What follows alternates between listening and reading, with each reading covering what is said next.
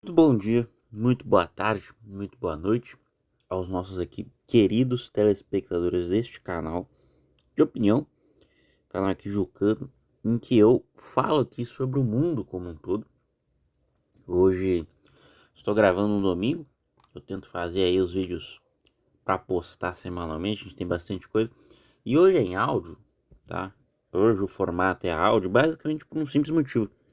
Eu tô feio pra caralho, então a minha autoestima está uma merda. Assim, já pra começar, porra, dá o like, se inscreve, entendeu? Todo aquele papo de sempre, comenta, que nem eu falo. Pode me xingar à vontade, entendeu? Porque, pô, tu me xinga à vontade, tu engaja, tá ligado? Já ajuda, tá ligado? Já ajuda aí o rapaz que está aqui estudando jornalismo, eu sou jornalista, tá bom? E eu aqui irei falar hoje sobre por que, basicamente, né? Eu falo aqui que eu tenho esse posicionamento do trabalhismo, a defesa do trabalhismo, a defesa desse talvez um pouco socialismo moreno que fala, né? Porque o trabalhismo ele tem um viés nacionalista, mas ele é um viés que dialoga em alguns aspectos, obviamente dependendo muito da corrente, né? Com um ideal socialista, né? Que nesse sentido não é muito forte dizer que eu também faço parte disso, né? Para começar, assim, eu acho que a gente pode começar sobre. Dá pra. Assim, eu vou tentar aqui mais ou menos dividir, porque tem muitas questões, muitas questões. Eu acho que esse vídeo vai ser um vídeo longo como um todo. E eu acho aqui que dá para falar de questões filosóficas, questões políticas, questões sociológicas e questões econômicas também, que eu acredito assim que seja talvez a principal delas até, além da política também, tá? Então assim, a gente pode começar aí pela origem da ideia do socialismo, né? A ideia do socialismo ela não surge com Karl Marx, ela surge com o Henri Saint-Simon. O Henri Saint-Simon ele desenvolve a ideia do socialismo utópico, ou seja, uma ideia aí que nesse sentido Karl Marx, e aí eu também gostaria de dar um pouco da minha opinião sobre isso. Eu não vou aqui abordar cada livro do Karl Marx que eu li, até porque eu não sou um grande especialista no Karl Marx, eu li pouca coisa do Capital, ainda não li o tanto quanto eu gostaria. Eu li as obras básicas, digamos assim, dele, então sobre o 18 de Brumário, Manifesto do Partido Comunista, Socialismo Científico Utópico, crítica ao programa de Gotha, enfim, algumas coisas do Capital, enfim, todas as questões aí, que são um pouco mais básicas, assim, alguns manuscritos econômicos também, questão judaica, inclusive, é interessante esse livro porque ele dá um viés sobre, em partes, a questão do identitarismo, né? Então, sobre a relação do judaísmo, e aí ele fala muito sobre religião como um todo, que eu também discordo da visão marxista clássica sobre religião, apesar de isto hoje ser uma questão já superada no geral, tá? Entretanto, voltando à questão do Henri Saint-Simon, tá? Para começar com o Henri Saint-Simon, que nem eu falei, o Henri Saint-Simon ele é quem desenvolve a ideia do socialismo, ou seja, de uma ideia em que seria uma sociedade sem a propriedade privada ou sem o domínio dela. Porque o que acontece? Qual que é o problema principal da propriedade privada? É o caos do mercado como um todo e que o mercado só vai pensar nos seus próprios interesses. O lucro só vai pensar no próprio lucro. O poder só vai pensar no próprio poder. Então, esse é o basicamente de maneira muito simples, assim, muito, né, sucinta, a conclusão dele, e que o Marx ele pega essa ideia e desenvolve a partir daí e cria o conceito de mais-valia, usa isso como uma maneira para explicar o capitalismo. Tem essa bobagem de merda aí que fala que o Karl Marx aí não é um cara relevante na academia falando bosta. O Karl Marx, eu duvido que todos esses caras tenham lido os três Capital, tá? São 3 livros de 1000 páginas falando aí sobre o capitalismo, explicando o capitalismo. O Karl Marx, no sentido de explicar o capitalismo, ele explica muito bem. Karl Marx ele consegue até, em certos aspectos, prever aí a descentralização da moeda, né? Com questões como Bitcoin, criptomoeda, de certa forma que elas estariam fora do monopólio do Estado no futuro. Enfim, cara, isso é outra discussão e que basicamente o que eu tô querendo entrar aqui é o Saint-Simon, ele desenvolve essa ideia, ele desenvolve a ideia do socialismo utópico. A ideia do socialismo utópico é a ideia de basicamente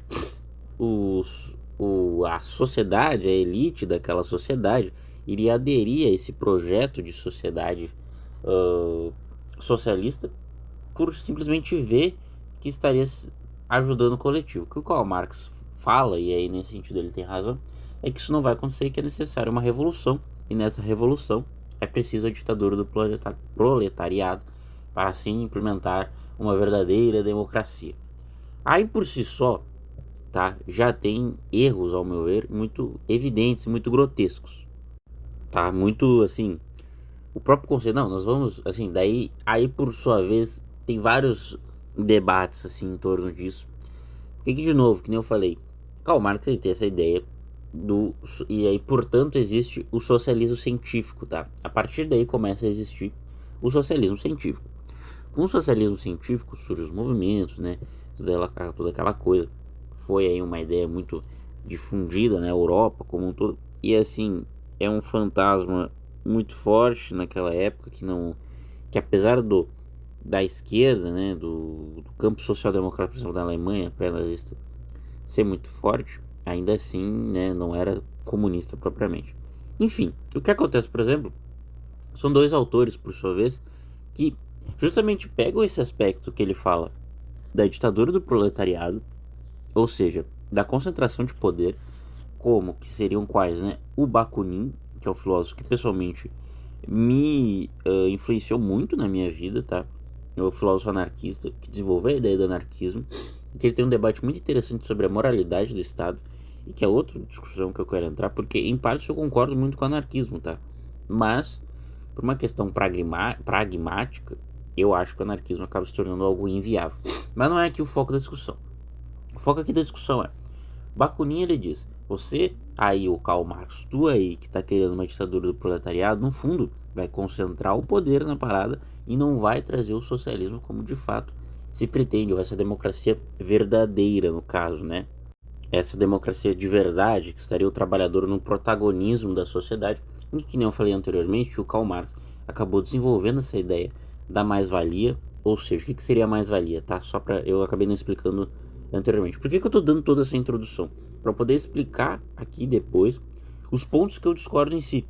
Porque além do campo teórico e filosófico que eu discordo, existe o campo prático, que de fato aconteceu. Então, eu vou abordar essas duas formas primeiro e depois vou explicar o que eu acho de cada ponto. Voltando à questão da mais-valia e anteriormente vou voltar ao Bakunin e ao outro filósofo que também criticou esse ponto da ditadura do proletariado. O que o Karl Marx fala na mais-valia é basicamente assim: o excesso de capital, tá, que não é distribuído entre os trabalhadores é injusto, porque justamente esse excesso de capital veio pelos trabalhadores. Então, por exemplo, qualquer empresa aqui, na verdade, qualquer um que é trabalhador aqui, que trabalha numa empresa privada grande, principalmente, apesar de ter os benefícios muito em função de vir dos direitos trabalhistas, do trabalhismo, tá? Todos esses direitos, ainda assim, eles não permitem, eles não, de fato, curam algo que é o excesso da mais-valia, ou seja, o excesso do lucro que não volta para o trabalhador e que justamente esse lucro veio do trabalhador. Para tentar resumir aqui mais ou menos a minha opinião, eu não acho problema em si o lucro, eu vejo o problema no excesso desse lucro não ser distribuído entre os trabalhadores, tá? Eu acho que tem que ter mais, inclusive tem que ser mais. Inclusive tem uns caras que falam, não, pô, quem vai pagar o sindicato, quem que vai pagar o movimento sindicalista no Brasil? Para mim, quem tem que pagar o movimento sindicalista no Brasil tinha que ter o imposto do lucro das empresas para isso, sabe? Claro que seria parte do faturamento daí por consequência. Mas para mim, quem deveria pagar esse imposto sindical era o empresário, não o trabalhador à força. Claro, se ele quiser contribuir é uma coisa, mas é muito ridículo isso, ao meu ver. O trabalhador hoje muitas vezes é contra o sindicalismo por causa disso, com razão, porque Imposto sindical hoje é uma parada que muitas vezes fode o trabalhador e mais atrapalha do que ajuda. Enfim, explicado aqui sobre a mais-valia, tá? Sobre a importância desse conceito como um todo, vou voltar aqui ao Bakunin. Bakunin que elogiou muitas vezes o Karl Marx e criticou esse ponto sobre a ditadura do proletariado, assim como outro filósofo. Bakunin é um filósofo anarquista, tá? Inicia o movimento anarquista na Europa e que inclusive tem muitos elogios em relação à obra do Capital, tá? Então tem esse debate até com o Piotr Kropotkin, que ele escreve o livro A Conquista do Pão, é um livro que descreve como seria o modelo, né, econômico e político do anarquismo. Porém, daí tem esse outro filósofo, esse outro autor, né, que já é economista, que é o Edmund Burke, né, o Edmund Burke, Edmund Burke não, desculpa, eu falei errado, o Edmund Bernstein. O Edmund Burke é do conservadorismo, é da Revolução Francesa. O Edmund Bernstein, ele desenvolve a ideia do socialismo evolucionário, né? É a partir daí que surge e começa a dar os primeiros passos da ideia da social-democracia como um todo, tá? E aí vai se espalhando, né? A Europa é um país aí, apesar de várias diversidades culturais, ainda assim é um lugar pequeno que a cultura se espalha de certa forma rápido. O sentimento europeu também surge muito rápido. E aí, a partir daí do Edmund Bernstein, ele consegue partilhar aí essa sua ideia com a mesma crítica que o Bakunin, tá? De que essa concentração de poder, no final, não levaria à democracia. Dito tudo isso, tá? Ponto com a qual eu concordo, tanto com o Bakunin, tanto com o Edmund Bernstein, tá? Acontece, porém, um outro intelectual importante aí que surge, que é quem? Lenin. O Lenin, ele surge na ideia de tentar desenvolver uma teoria, ou seja, o marxismo-leninismo, né? Uma teoria que consiga colocar na prática tudo aquilo que o Karl Marx falou. Então, assim, basicamente, no livro Estado e Revolução, ele explica os motivos do porquê é importante uma revolução. E ali no próprio livro fala, ele próprio fala, o próprio Lenin fala, tá? Que é inevitável que uma revolução seja autoritária. E aí a gente pode entrar no conceito de revolução. Porque assim, o conceito marxista de revolução é basicamente o quê? Ah, nossa, nós estamos aqui entrando, fazendo um golpe de Estado aqui, entre aspas. E existem aqui até uma outra discussão em quais momentos de fato é necessário a luta revolucionária. Na ditadura militar, eu não acho errado o que o Marighella fez aí, no geral, não vou dizer em tudo, contra a ditadura militar. Agora, hoje em dia eu acharia errado. Hoje em dia é algo desnecessário, tá? Enfim, quando a violência do oprimido é legítima, né? Eu acho que essa é outra discussão que aí o marxismo-leninismo, e aí já entra no meu ponto sobre todo esse ponto sobre ditadura, sobre violência, que tem um fetiche de violência nos marxistas, parece, né? Especialmente os brasileiros, assim, de certa forma, porque eu não sou pacifista, assim, eu acredito no pacifismo como ideal e não como um meio absoluto. A violência é a última resposta, né? Então, assim, o que tem que acontecer, assim, sobre essa questão toda, é entender que a violência simplesmente assim, o que vai pegar e vai matar todos os bilionários do mundo, não vai mudar muito, sabe? Porque se a estrutura continuar a mesma e principalmente, cara, tu mata todo mundo, essas pessoas, sabe o que elas vão fazer? As pessoas que estão olhando de fora, elas vão ficar do lado dos bilionários, sabe? Então essa inteligência política falta muito, assim, em marxista. Falta, assim, pra caralho, tá? Falta muito, como um todo. E de todas essas questões aí, como um todo, sobre ditadura do proletariado que eu estava falando, que nem eu falei, surge o Lenin com essa extensão da teoria do Karl Marx tentando explicar como que acontece aí, como que aconteceria essa organização política do marxismo. Então, assim, aí surge no livro, né, O que Fazer. Esse livro, ele tenta explicar ali e dar uma, não vou dizer a pincelada, né, mas ele tenta dizer assim, basicamente, cara, a gente tem que organizar o trabalhador através dos sovietes, que vai ser comentado mais posteriormente. Com esses sovietes aí, eles vão descentralizar o poder, E a partir daí nós temos os sindicatos são importantes porque eles conseguem evitar que o Estado esteja explorando o trabalhador. Algo que, aliás, é uma das minhas principais discordâncias em relação aos defensores aí fanáticos do regime stalinista, principalmente. Aqui eu vou abordar muito o ponto do stalinismo da União Soviética, né? Então, porque eu acredito que foi a última experiência socialista real. Eu não acho que a China, por exemplo, seja socialista. A China, já fui dessa opinião, mas a China é capitalista pra caralho, sabe? Então, mas enfim, eu não vou abordar esse ponto agora. Eu vou abordar o ponto do Lenin e aí a partir daí dessa questão toda que acontece como um todo sobre a organização dos trabalhadores, porque a União Soviética ela reprimiu muitos sindicatos, né? O sindicalismo, ao meu ver, assim, é uma das principais ferramentas para que não aconteça, tá, essa exploração do Estado e das empresas privadas contra o trabalhador. Porém, aí surge uma crítica de viés castilhista, que eu concordo, que é de viés que é contrário a esse corporativismo, ou seja, dessa defesa das corporações como um todo, que a partir daí, e é algo que acontece hoje no Brasil, e muito em função do PT, tá? O PT incentiva esses interesses pessoais dessas corporações, ou seja, o que a gente tem hoje em sindicatos não é muitas vezes sindicatos politizados, são sindicatos que pensam nos seus próprios interesses e que se sustentam nesse funcionalismo público e que muitas vezes são cabides de emprego improdutivos, tá?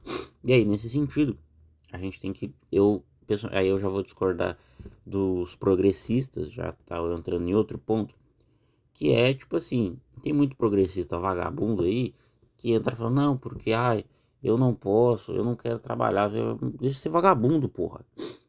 Tá ligado? Não, assim, socialismo é sobre trabalho, o trabalhismo é sobre trabalhar.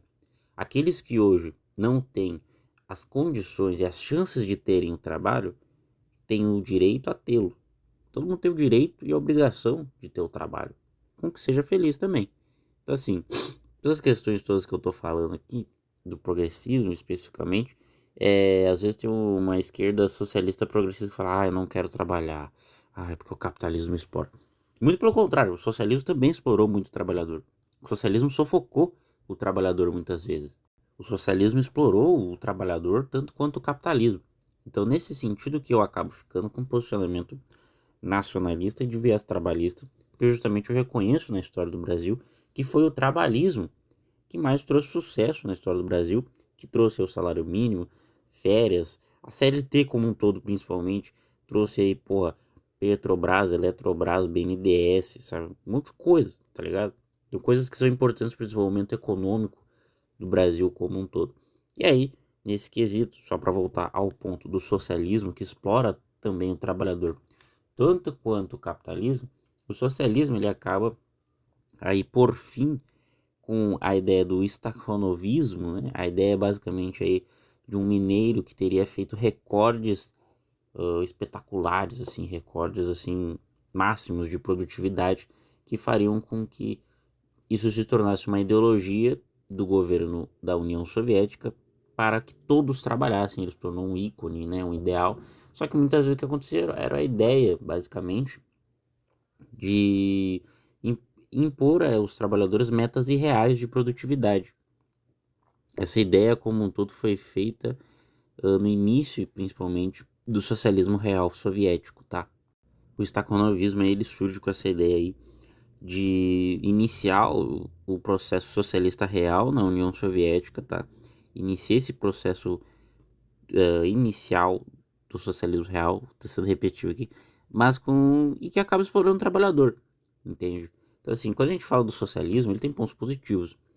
A gente tem aqui, por exemplo, estudos do FMI que dizem que a renda per capita da União Soviética, especialmente da Rússia, e aí vem outra questão também, a Rússia como um todo tem um desenvolvimento econômico considerável e que a gente pode discutir aqui.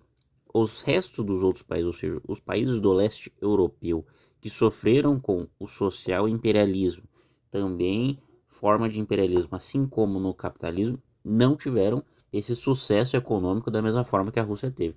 Então, assim, Sputnik, por exemplo, primeiro satélite da humanidade, o programa espacial, cara, a gente pode discutir maneiras aqui de desenvolver esse programa espacial sem problema nenhum. Agora, isso foi na Rússia, sabe? Principalmente na Rússia, entende? Então, assim, existem coisas que são interessantes de fato na ideia da União Soviética. Por exemplo, a gente tem as Olimpíadas que hoje exaltam o individualismo, né?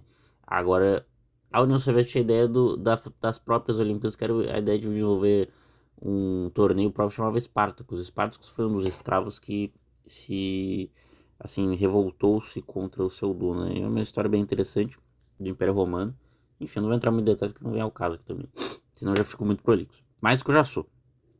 E aí, enfim, essa ideia toda aí do socialismo real, tá, que tem pontos interessantes do social imperialismo e que nem eu estava falando anteriormente, tem esses outros pontos interessantes que a gente pode discutir do programa espacial da União Soviética, direitos sociais muito bem conquistados, tá bom, na União Soviética, tá bom, especialmente na Rússia. A gente tem o Petkovic, por exemplo, que era jogador, morava em países do leste europeu, não me lembro qual agora, mas que falava que todo mundo tinha casa, todo mundo tinha saúde, todo mundo tinha roupa, todo mundo tinha educação. A educação é, uma parada muito exemplar, inclusive muito doutrinária, tá? Nesse sentido.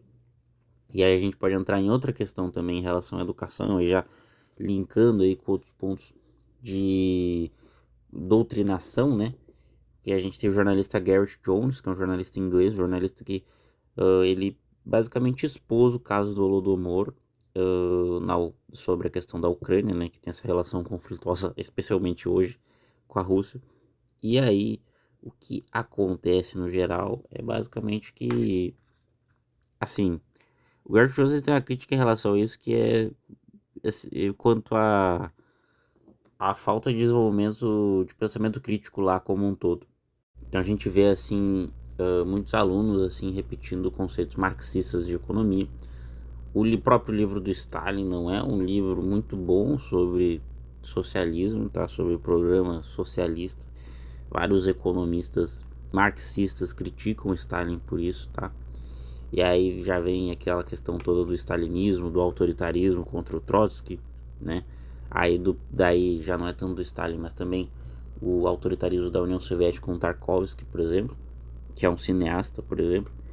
E, enfim, série de questões, e aqui voltando ao ponto do Gareth Jones, é que também tem toda essa questão da historiografia, né? Eu tô tentando abordar vários pontos aqui, porque são muita coisa, muitas questões aqui, tentando resumir.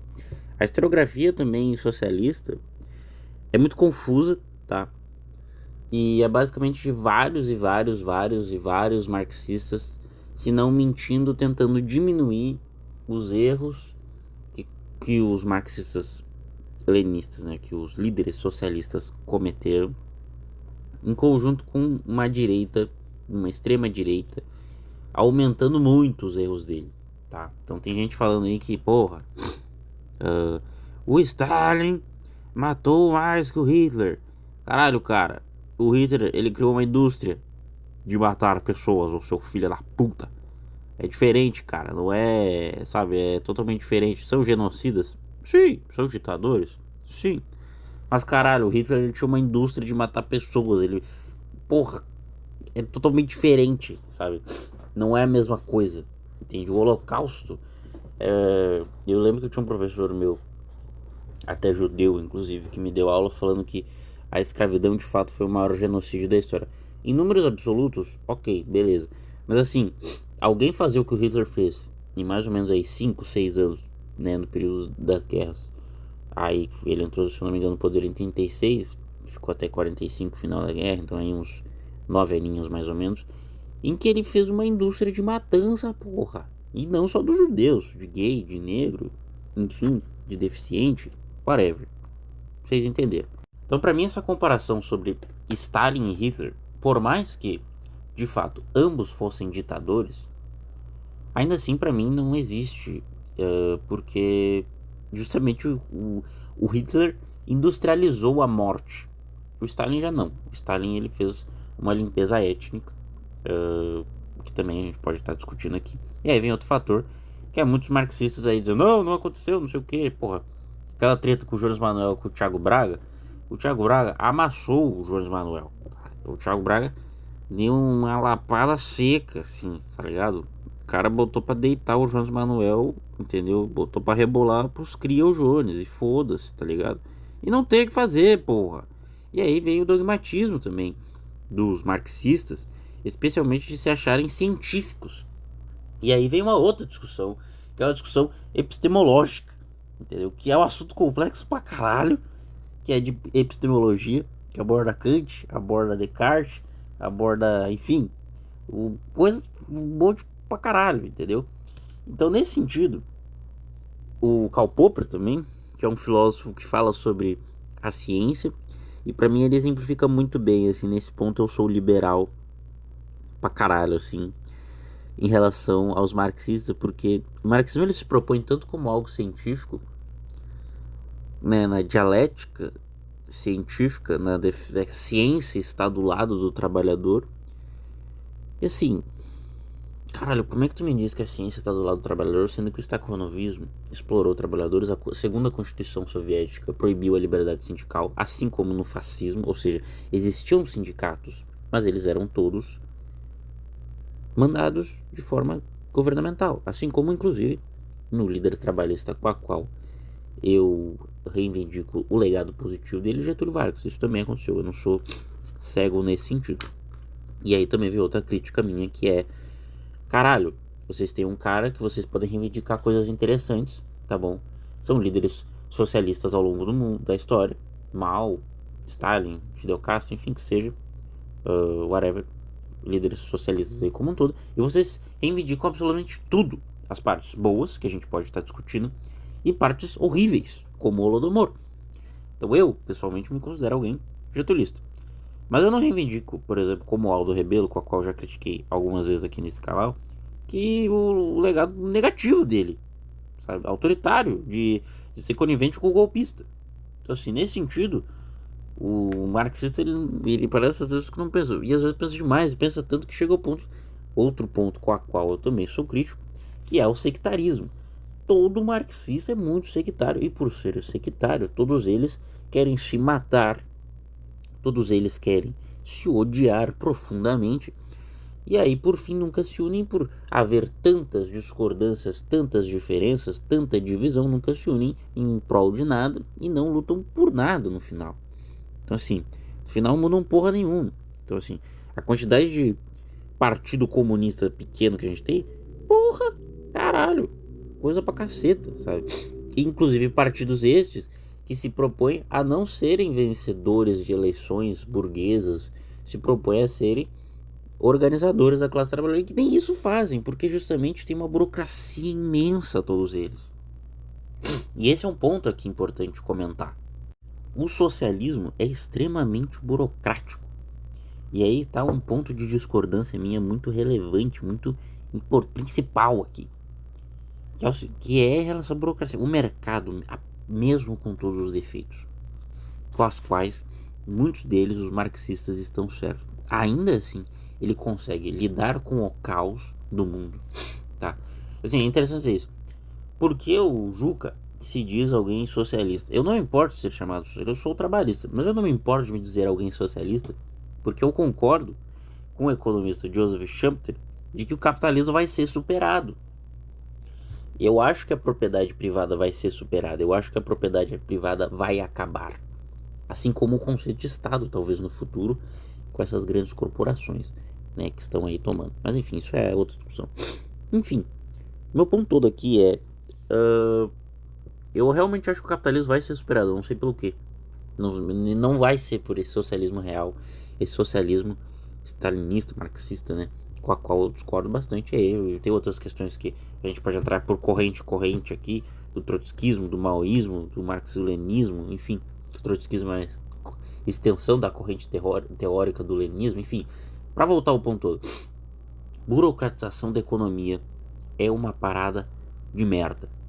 Uma parada horrível, é a parada com a qual hoje o PT, que tem aspiração, tá bom, aspiration, tá bom, do socialismo real, ajudou muito, tá, porque esse sindicalismo e essa burocratização da economia, tá bom, assim, nesse sentido, tá, realmente o socialismo real caga muito no pau. E aí, portanto, surge depois um outro intelectual também interessante, que é o Mao Tse Tung. O Mao Tse Tung, aí ele desenvolve a ideia do maoísmo, desenvolve a ideia das duas correntes aí, que, enfim, a ideia de disputas ideológicas, da disputa do materialismo histórico, tá? E aí já entra, portanto, aquele ponto que eu falei de se achar científico.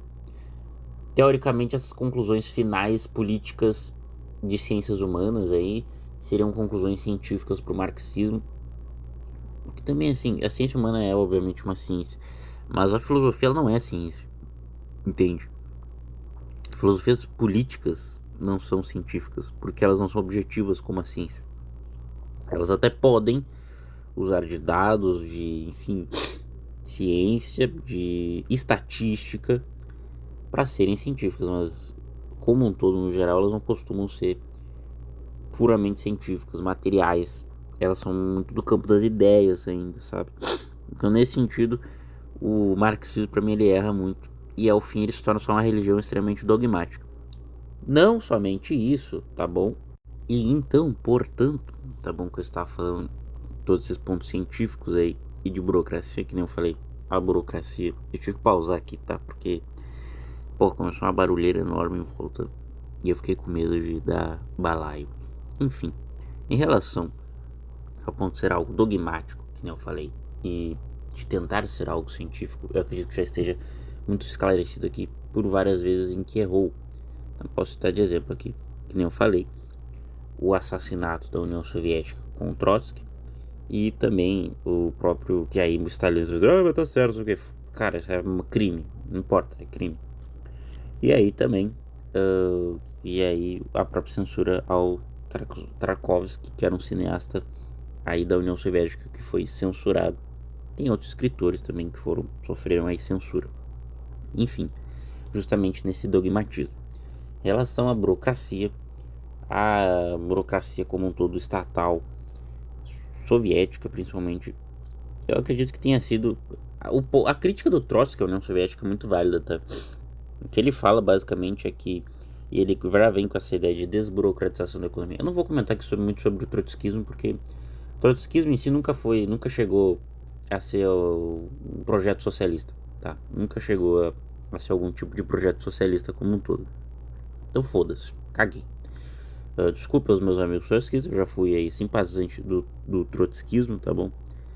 Mas foda-se, não vou comentar isso aqui. Eu vou comentar aqui mais foco principal nas experiências que de fato existiram, ou existem, né?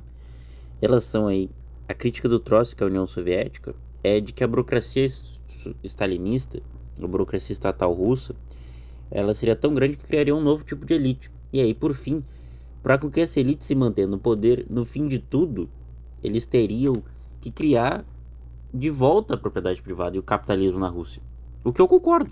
E que foi o que aconteceu. Apesar de eu concordar ali que a perestroika, o glasnost, tenha sido muito partes de um golpe de Estado como um todo, tá? Enfim, aí como um todo, tá? Pra aí tentar finalizar esse vídeo que tá muito longo, tá? Tentar focar aqui nos pontos principais, muitos das quais eu abordei aqui. Então assim, pô, comunistas como um todo, marxistas como um todo, historicamente, tá? Mataram anarquistas, mataram sociais-democratas, mataram trabalhistas. Até no Brasil aconteceu o contrário, tá?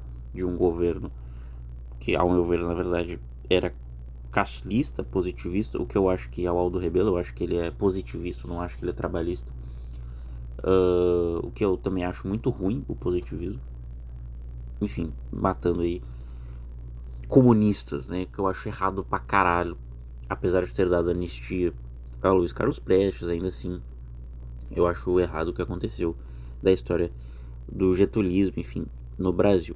Apesar de tudo isso, ainda assim aconteceu por parte de outros países, de outras potências aí, de governos socialistas matarem anarquistas, trabalhistas, sociais-democratas, como eu falei, e também o fator de que muitas vezes, na América Latina principalmente, o comunismo serviu como linha auxiliar do imperialismo ao sempre, tá bom? Se não sempre, na maioria das vezes, agir contra governos de viés nacionalista. Então a gente pode citar o caso de El Salvador, com o presidente de lá, que tinha viés nacionalista e que os comunistas foram extremamente contrários ao governo dele. A gente pode falar aí do Getúlio Vargas, a gente pode falar do Juan Perón.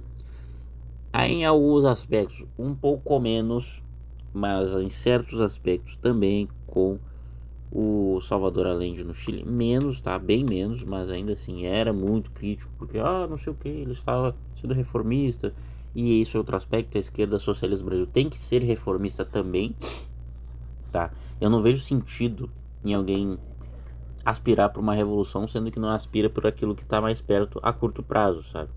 Então, assim, eles não sabem organizar um sindicato, querem fazer revolução. Isso que eu acho ridículo dos marxistas, como todas as correntes, aliás. Tá. Enfim, abordando pontos do social imperialismo aí, que existiu com Cuba. A União Soviética tentou aí, teve como plano aí implementar uma espécie de guerra civil, porque, e aí nesse sentido, eu já comento sobre o João Goulart, que foi muito honroso em não fazer como o Brizola, que queria lutar com armas contra o golpe militar e que aconteceria uma guerra civil no Brasil, uma guerra de cunho como do Vietnã, tá? E queria dividir o nosso território.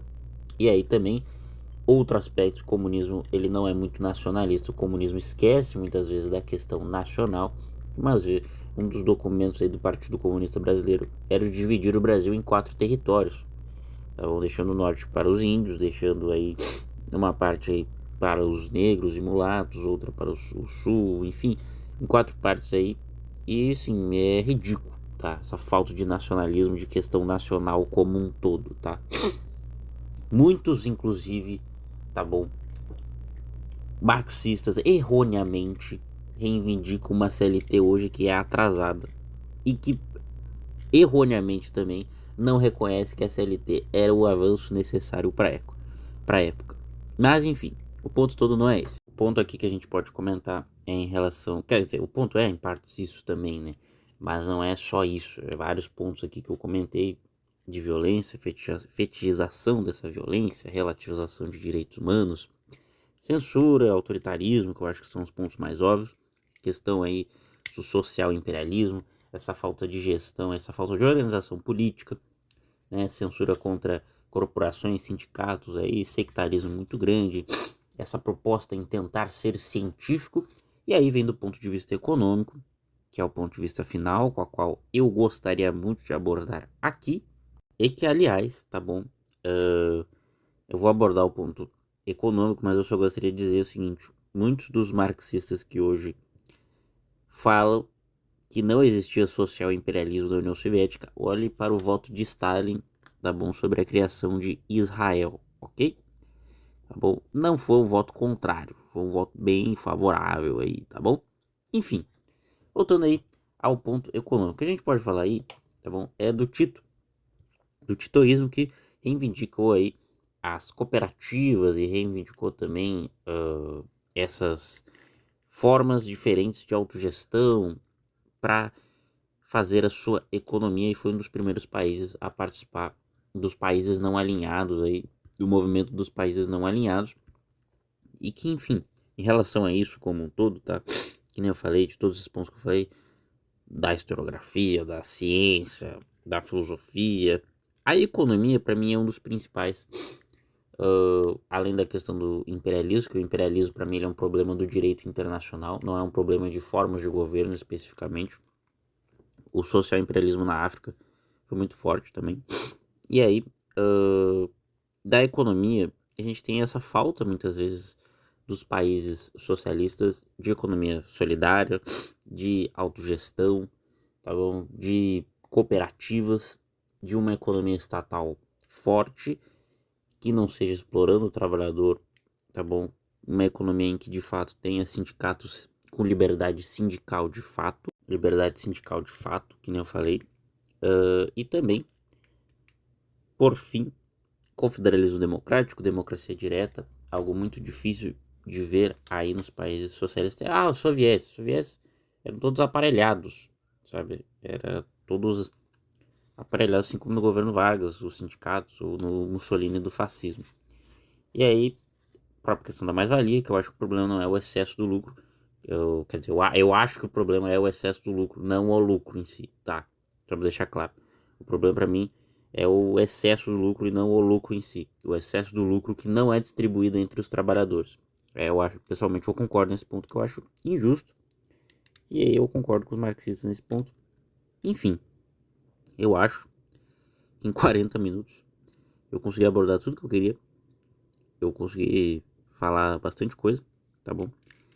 E aí, que nem eu falei, o mundo hoje é um mundo globalizado. Eu acho que o estatismo não leva muito longe no mundo tão globalizado. Eu espero que tu tenha gostado, tá bom? Eu tô vendo que se eu falei tudo que eu queria, tô pensando agora, eu acho que eu falei tudo. Eu falei de muita coisa, fui muito prolixo. Eu espero que você tenha entendido tudo que eu queria falar. Que eu falei muita coisa. Enfim, dê o like, se inscreva. Desculpa aí qualquer problema de áudio, tá bom? Porque assim, eu tô meio alergizado aqui, tô meio gripado. Mas eu falei, pô, eu tenho que gravar, tem o barulho. Aí, pô, tá calor pra caralho aqui no Rio Grande do Sul. Eu liguei o ar, nunca ligo o ar, porque é caro a energia. Aí hoje eu falei, foda-se, né? Tá foda, entendeu? Tá fudido aqui, nesse calor de merda do caralho. Então, beleza, vamos lá. Desculpa se deu problema com o áudio, enfim. Tamo junto. Muito obrigado se tu me ouviu até aqui. Não se esqueça de dar o like, se inscreve. Até mais e tchau.